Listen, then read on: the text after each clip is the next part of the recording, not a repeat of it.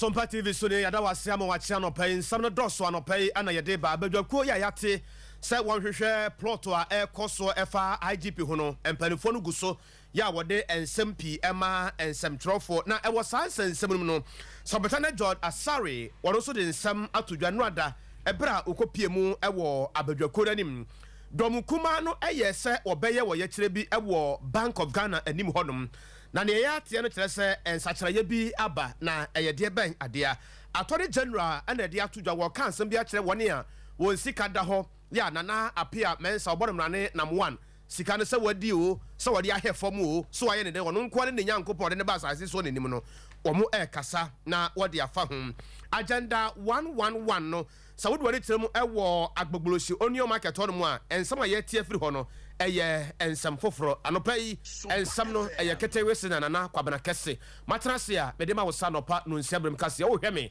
ewo Sompa television no so ye live ewo Facebook ana YouTube no so eye adwuma Sompa 93.1 FM ewo Asante Mantan Kropon Kumasemu eno echi Sompa 98.9 ewo bono na afi so hafore ne mpotam sunwane ba bia wo mususu ekitam eno echi nkoranza ene ne mpotam bron apoya fam tachima ba bia wo mususu kuram eye Sompa 90.7 na ne akabo manopai yade ensam no ebre wo se anopa no nsia brem kase afa yenhye ensam no ase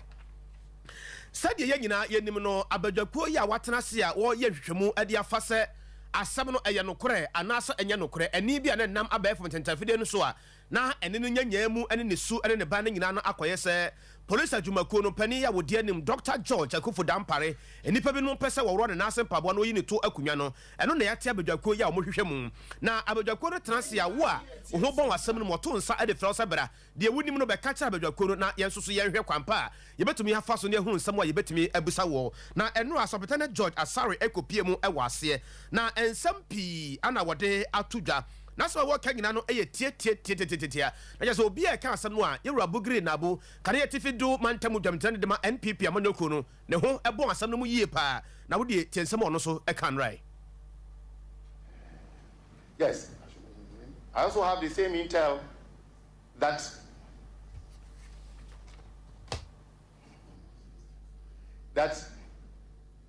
the IGP agreed with Bugri Nabu after Bugri Nabu had gone to inform the IGP that somebody wants your post, so he has come to me, to the extent that the CV that was collected from Commissioner Sompa FM and sent to Bugri Nabu by those boys, they are two. They are prepared to come here and testify. They are two. They collected it, sent it to Bugri Nabu. Bugri Nabu gave the CV that was intended for the appointing authority. He gave it to the IGP. Superintendent George Asare ena yeteninka senior police officer na abusia e wasan sensam no ho ano ana yewura George Asare wasande atodwa ya wotere se ene no sa wotena se din na wo biebie nim na hwe ne nim din a ene ne baabi wo ho no ma chese de wo de wo matele akomatele ni se ompam ma wo anase bia wonye wo tracing fa ma wo ase yetwa ne motoam e de be he ne nan e de yetwa ne nan akwose ne mfe e de ne mfe na akwose na chi nti atade no sha enye yie wo do na awura mu a enye yie wo ti ase baabi a enye yie tie no so do kafa ho when he made that statement to me that I should come and see him for a discussion, I told him, okay, Alaji, I will come. So I went. When I went, he told me, after asking me about the progress of the assignment he gave me in respect of his assistant, Aite, he told me, Commander, they are looking for a new IGPO. So do you have somebody in mind that you can recommend? And I told him, of course, yes. So he asked me who that person is. And I mentioned Commissioner of Police George Alex Mensah's name to him. And then made him, and I said, okay, no problem. So I took time to let him understand that Commissioner George Alex Mensah is not on retirement. Anybody that told you that told you a lie. It is a total falsehood. It is not true. Ene ya etwagu ye Superintendent George Asare senior police officer ye ton safre ne se womra na de onim so ono so meka e wa badwaku nanim na wote se wode sansem we atu dwana Attorney General Godfrey ye bo wadame na kasai wode ensamoto ye nuanom ye maamenom ye mba ye wafase ne ye yere no mu a wode won sika koma na apia mensa obo no mrane nam wan hono se obia nka na koma emfanto ne yam sade osi kyerkyere nsem no enie microfinance institution under the guise of, and guess what, gold trading, legally using the name of a bank. It called itself Men's Bank and metamorphosed into a number of names before eventually taking up the name Men's Gold. It dealt in the purchase and deposit of gold collectibles from the public and issued contracts with guaranteed returns to clients without a license from the relevant authorities. The modus operandi of that company highlighted some of the major causes for the success of such fraudsters, and these are ignorance, vulnerability, and greed of the victims. Vulnerability and ignorance of thousands of otherwise hardworking Ghanaians. Oxygen for the operations of the company, as we often witness in the case of many Ponzi schemes around the world. People paid their life savings to the suspects in the case, resulting in losses worth millions of dollars, and in some cases, loss of lives. The misery and distress caused to many homes nearly unleashed a social crisis as riots and demonstrations broke out on the streets of Accra and other parts of the country. In reality, people lost their homes and some marriages even broke up as a result of the Men's Gold phenomenon. Attorney General Yewura Godfrey ye bo adame na ye tene nka ye koye nim wo ensamfofrom dom kuma no eye se wote niema bi ase a enye ye firi se afrase ne mu no na ye wura afi mu no na Bank of Ghana nkuntabu no de nsem bi beto monte na eye emma figures ya na omo keka bom no ene na Ghana Fortress da bi onyamo nko na se be mo yesika ho adwumanti mote nkunta Ghana for nso keka mo adwe pa e de kire Bank of Ghana se e de adwuma na mo ye no ho no mo a ya mo maboka nti ka mabo no nti enye nden aha nti mabo ka nti enye nden ne Ghana for bi atron some de afa wo ho pa to bi de amane wo mo e wa abefo ntentafidie no so na ka ho bi ama dom kuma no ya opani ya wodi o manim Dr. Atoba Forsen ana wode atudwa ho se omo yese nkom beko Bank of Ghana anim ho na nkom akokeka wo ho kakra nkuma mu ye fense picketing ye bi na no ana police adwumako no e call court se court enye fast no omo krata ten sabe ya obetumi di tumi ye tabron abeto de dom kuma no pese wo ye no so enti ampa dom kuma no so atiase na wakyerɛkyerɛ mu ebere a sese no omadi nkoma akoduru na nyame ya adom a picketing no ebesan ba so Dr. Atoba Forsen Will happen in due course. The court has asked us to wait for 1 week, and we are waiting for the court ruling on the matter on Friday. Our supporters should remain ready, and the demonstration will certainly happen with a new date. Simple. Will happen in due. Dr. Atoba Forsen eno dom kuma no sahene adwuma ko enyame sema baton pesua no so wode ne wo mara sebedwen na eno achi boko central yewura Mahama Aharega ne nsamo a wode man samtwerefo ni raised very serious legal issues. The police have been doing the wrong thing for a very long time. It is only today that ADG drew the attention of the court to the fact that the police have been doing the wrong thing in terms of the mechanisms that they have always tried to use to stop demonstrators from carrying out their demonstrations. And as you saw, arguments were made for and against our position. The judge asked us to see him in camera. When we went in, he said that the legal issues that were raised by our side were very serious legal issues. They've never really been canvassed before any court before. And we had referred to several authorities. And he, as a judge, feels that he needs to take a more serious look at the arguments that were made in court today. And given the fact that we just raised those legal issues, he needs a little time to give a ruling, a reasoned ruling, a written reasoned ruling on the matter. Boko Santa Mrasebitani Yura Mahama Aharega na yetene kan Sompa TV so na uguso a wohwe yi ye ka wo se osante ye kan wasante mantan crop Kumasi na ye Sompa 93.1 FM Sompa 93.1 FM ukọ tachiman ene ne mpotamu nso ankranza bro po ye fam ehon so ye Sompa 90.7 omso so ekuram na oba ahafo na fe so bro ene ne mpotamu asunwane Sompa 98.9 ye nyina ne akabo manopai taxi driver trotro drivers pragea abobo ya information centers bebre nso anopai wekura mu ode nsam no ma desia edi akoniaba fei yɛnkɔ nkranmantam no emu aban no de anisɔde hunu nhyehyɛ bi baeɛ a na ɛyɛ agenda 111 na wodo ani kyerɛ mu ɛwɔ agbogbolosi edwam hɔ ɛwɔ nkranmantam a sɛ yɛyi wɔn firi hɔ nom ɛde wɔn kɔ agyen kotoku hɔ nom no na ne nyinaa no ɛyɛ aban no anisɔde hunu a agenda 111 2021 no wɔde ɛbaeɛ no bia na ne ɛyɛ ateɛ ɛberɛ a yɛnnua bɛrima kwadwo baafo yɛ osi a na mu wɔ nkranmantam ɛkɔɔ site hɔ sɛ wɔkɔhwɛ sɛ deɛ hɔ nom sitie no ɔkɔtoo tax force ahodoɔ ɛna wɔbusa wɔn sɛ ɛdeɛ paa na ɛkɔ so a yɛyi wɔn afiri ɛnan nso yɛagye ho a sɛbɛyɛ a obi ntumi mɛka sɛ asase yɛ da ano hɔ nom ɛne akyire hɔ nom no ɛyɛ media na obi nso ntumi mfom ɛmfa na yɛmfa hɔ nyɛ sɛbi nneɛma ɛnsɛm fata no ɛyɛ dɛ na ha yɛ bɔɔla na wɔsi boo abɔdamfoɔ no obi wɔ hɔ a wabɔ dɛm asi krrr na adwene ate afa so wɔba no bɔɔla ɛso no ɛkyɛ sɛ wɔfiri Jerusalem ɛkɔ Jericho yɛnti ɔmoe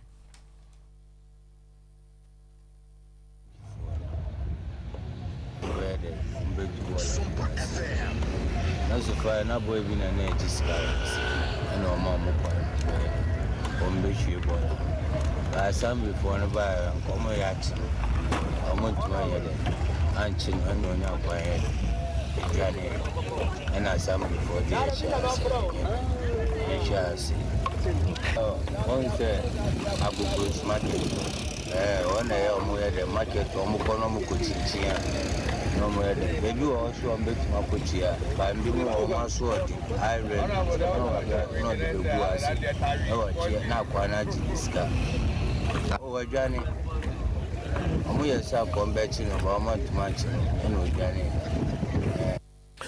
Abusia we and Samoa a free agogosi honor na and what you cry no assembly member them they say wo honum ya aboso kan electoral area on able to buy on also some of them akojo ba phone 2 months ni na me ba around so tampo bola I was sighting quickly and I'm free MC ya mami nti ni na ba around no e be hwe nti be hwe na ya na de ni ye wanwa ya ba na bola nti ya tu ana mo kakra ni hwe se na bola ni best stop nti quickly na MC mami directive say me try my best na me pe omo beta nti no kre and I'm paying for 2 so I'm no da it started exercise no I think they to say ball and be about the count but I say old ball and I say iguha aka the ecoso say regional minister aban abomodin allocate stable life for no ama aha aye ground zero eyefe eyo bia fe ejumaden a aban aye ba meet me abamu kakra say ejuma no isi a e contractor ho enti ba contractor na yehu no wa ye wabo fence no wabo ni nya ko ba gate ni ho enti ama oho ada ho a obia timi ye de ope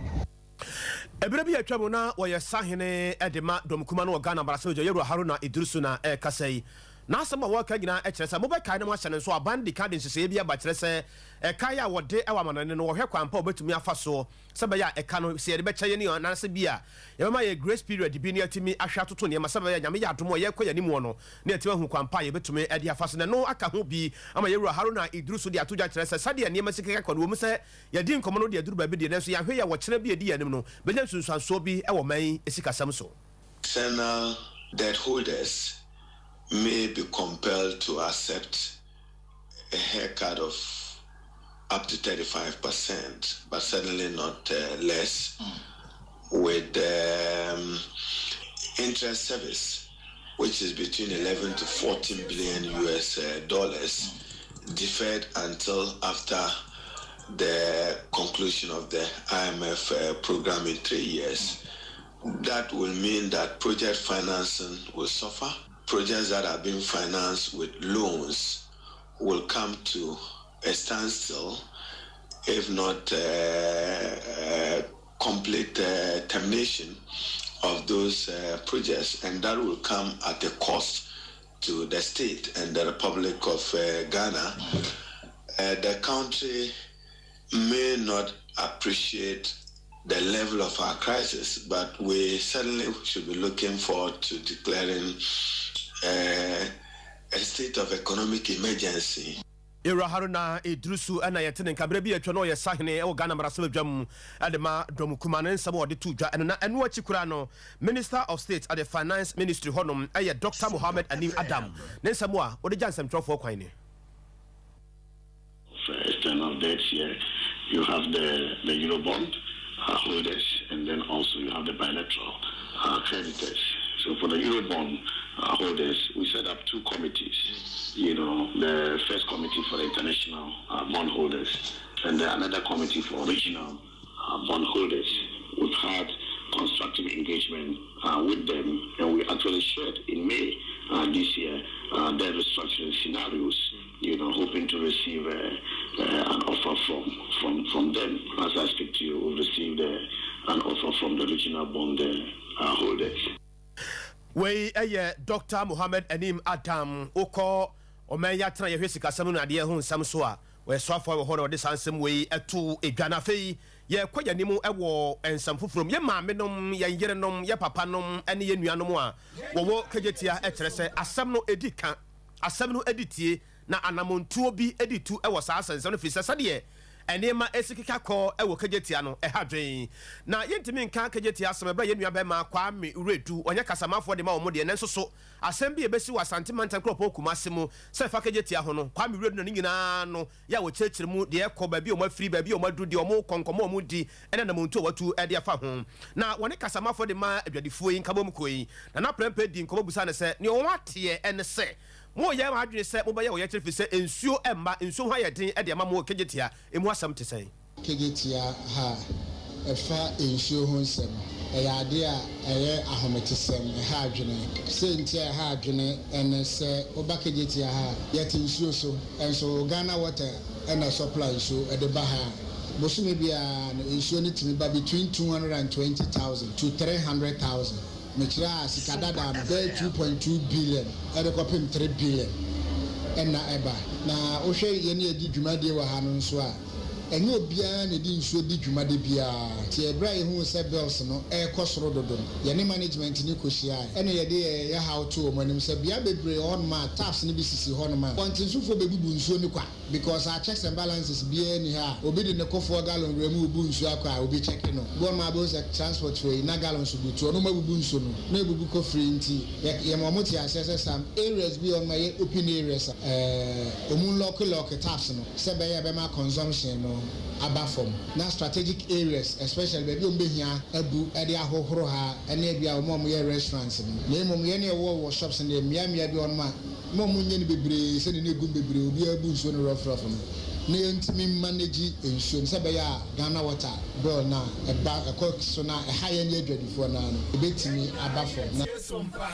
na na prempe na otese o ka ensabda to yenua bema Kwame Redu anymore no afeyanko mankranso eno wa hafo no south west mensenemu ewo asante manto yenua bema beneza wo wusu ansa ena esi anamu ewo empotam honum eno amobeka na mo ahyede nso a yenua bema awia pramto bere kase no de dan ye se ye mba ene ye wo faase no mienu a wo mo ye omadwen se omo twa asuo mankran akọ school ewo nsuo na gya no ena wo ntian koye uduru ho na nsuo na yiri ya kyese nsuo mankran afasa ankoda mienu a akoya asem tentententente ya de hye ka ho asem pa ewo empotam ho na koda no baako Elizabeth enyona wanya mfinsia no enan eno achi ne nua pani ya wo kan ho so dan na boadi won de ne muamia kakra wanya mfinsia no edunsia na yero ho sema wo mu ni se nipa baako emba wo opani Daniel boadi ya wo yen kodai agya obonani anisuo a but akundi dan boadi na Elizabeth anyoma krankurasi dum you me feel I said you need to na ots na kwala ni to na panyin se uso no mu na unu so eto aminu ne ba me na mu dimirka ba fi se baby during the him was aja o mumbo inside e hum baby e wo se kura de ba ko no mu ye na aka ba ko ja e ku yeduma kakara dia opani Daniel Boadi eyan kodai ye na wo nka ti asefo hu yi omo papa eno na ne krakra mu kra no rabo Joseph Rempo Bonsu DC adema adese ye wo honum ebeneze wusu ansama na nso ho a woni didi nkomo emo wadasem kakra ema no eno kwese isi kana yoresom asi na no pa ya nkwami no mfiri omo free akra ba school wa beto so wo nyina omo amaka ba bi yeni na se honum no bridge bi wo honum a enye nti assembly man ko beti fo ba mo a ni mo light post 4 asandiska kakra ka ho a kom ko eduma no a makọ yeah first I got to tap one down and china dem so bodo go mum nyina ko no ko bakoye ele se emne sa asebi ato banka so bai ya so o mense den the Gabana so the visit Jankopon one in the Oyeman, Damia Domsoa, said that Basane, Cotifana Casano, or Changam Pomque, said if you said the Beya, Omonco from Souvenir Biafana, who's a BCB. Remember Benzo Uso and Saya will see an M. Wahafano Southwest, mentioning was Santimantamo and Obwa Sansamanua, what the Emanesun, the Jan of Pena, Yadin Samnabana, Yawati and Kahuibia. Sompa TV soon I will go so Yawati and Canada, Sompa 93.1 FM, I was Santimantan Cropon Kumas and Watch Sompa 90.7, I will pro Epo FM Kranzan and Potamo, Sompa 98.9, and also